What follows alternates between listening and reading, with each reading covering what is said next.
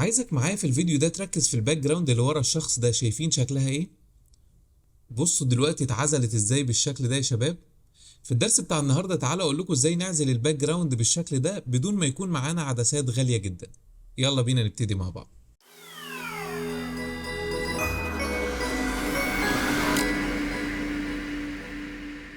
اهلا بيكم يا شباب، معاكم بيتر شكري. واكيد زي ما شفنا في المقدمه النهارده انا جاي اتكلم معاكم على الديبس اوف فيلد، او ازاي ان احنا نعمل عزل للباك جراوند لو احنا مصورين الشخص مع الباك جراوند واضحين، وانا عايز المشاهد بتاعي يركز مع الشخص نفسه ويعزل الباك جراوند علشان طبعا التركيز كله يروح للشخص اللي بيتكلم دوت او لاي اوبجكت قدامي في الكاميرا.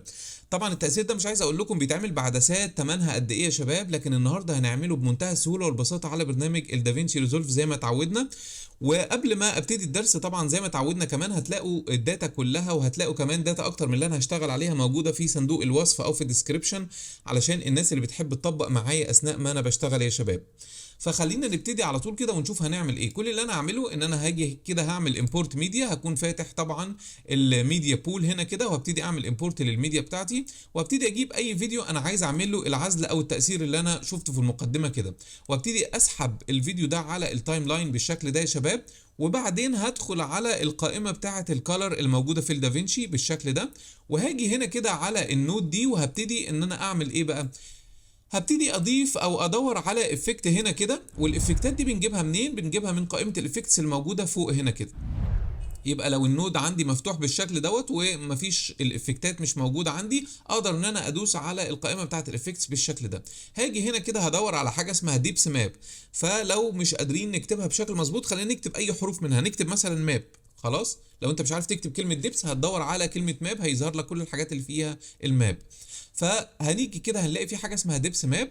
خلينا نوسع كده شويه. هنبتدي نضيف الافكت ده او التاثير ده مع اللاين اللي موجود هنا. لما ادوس كده في الحته دي هيديني علامه بلس، ببتدي اسيب التاثير ده بالشكل ده وهستنى عليه شويه. هتلاقي ان التاثير ظهر عندك على الشاشه بالشكل ده. طبعا هنا مديني حاجه اسمها ديبس ماب بريفيو، لو انا شلت العلامه دي بيجيب لك الشاشه الرئيسيه بتاعتك، لو انا حطيت العلامه دي هيبتدي يجيب لك الشاشه بالشكل ده. طبعا مهم جدا ان انا اعمل البريفيو ده، هقول لكم ليه. خلاص، وهنا بيديني الكواليتي بتاعه التاثير. خلي بالك ده مش كواليتي الصوره، ده كواليتي التاثير اللي انا بعمله. طيب لو انت عايز التاثير ده يكون قوي جدا طبعا هتعمل البيتر، ولكن لازم الكمبيوتر بتاعك يكون قوي جدا لانه بياخد وقت شويه في الريندر. خلينا نشتغل على الفاستر علشان وقت الدرس بتاعنا ما يطولش، ونشوف هنعمل ايه. هنا في التأثير ده مهم جدا بقى يا شباب انه الشخص ده يكون ابيض بيور ما فيهوش اي مشاكل، والباك جراوند تكون مختفيه تماما، تكون لونها اسود. ليه؟ علشان انا كده كاني بعزل الباك جراوند او بعزل الخلفيه. طب هعمل ده ازاي؟ كل اللي انا هعمله ان انا هاجي على التأثير اللي انا حطيته بالشكل ده، وهاجي ادوس على حاجه اسمها ادجست ماب ليفل هنا كده، هفتحها وهبتدي اتحكم في التأثيرات اللي موجوده هنا، او في الحاجات اللي او في الاوبشنز اللي موجوده يعني. طيب همشي كده، انا كده ابتديت فعلا يعني اعزل الباك جراوند عن الشخص، وهبتدي اخلي الشخص ده ابيض بيور جامد جدا كده، مفيش حاجه باينه فيه. يعني بصوا ايده كانت باينه هنا كده، انا عايز اخفي ايده تماما، اخليه ابيض بالشكل ده كده. كل ما تخلي الشخص ابيض اكتر وكل ما تخلي الباك جراوند بتاعتك سودا اكتر، انت كده بتعمل عزل يعني افضل بكتير جدا جدا جدا. بس خلينا نمشي على بقيه الفيديو كده ونتاكد. في حتت هنا ابتدت تظهر شويه معايا. طبعا عايز اقول لكم على معلومه، الحتت دي اللي هي القريبه، يعني ممكن الشخص ده يكون ماشي جنبيه حاجه قريبه منه جدا فما تتعملهاش عزل بشكل يعني كبير، وده طبيعي جدا. حتى في اغلى العدسات طبيعي جدا انه الحاجه اللي جنب الشخص ما بتتعزلش. لو الحاجه دي بعدت شويه تلاقوها اتعزلت. بصوا كده، كل ما تبعد هتلاقوها اتعزلت اكتر اهو. يبقى ده معنى العزل. طبعا احنا ممكن يعني برضو ايه، نحاول نخليها تتعزل شويه، ان احنا نعمل كده اهو، مثلا نخليها تسود كده بالشكل ده. طبعا كل ما كانت مش واضحة كده كل ما كانت هتتعزل معايا، يبقى كده انا بخليها تتعزل معايا بالشكل ده. طيب حلو جدا، يعتبر انا عملت حاجة بيرفكت جدا دلوقتي يا شباب اهو، حاجة ممتازة جدا. طيب بعد ما عملت النتيجة اللي طلعت قدامنا دي هنعمل ايه؟ هنشيل بقى الدبس ماب بريفيو، هنشيلها خلاص. ده مجرد بس ان احنا بنشوف الشكل اللي احنا بنعمل عليه التأثير وخلاص على كده.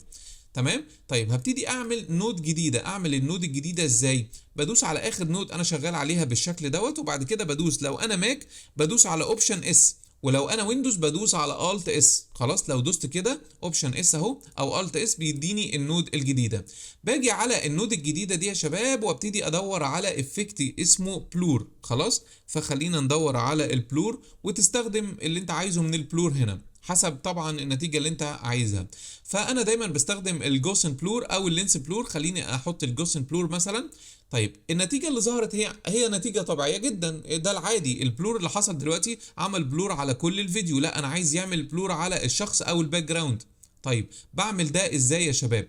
بصوا بقى هنا كده في النود الاساسية بطلع هنا كده الاوتبوت ده الازرق ده بحطه عند الازرق ده. خلاص انا بشرح ببساطه علشان الناس اللي مش بتعرف تستخدم الدافينشي كويس يبقوا مركزين معايا.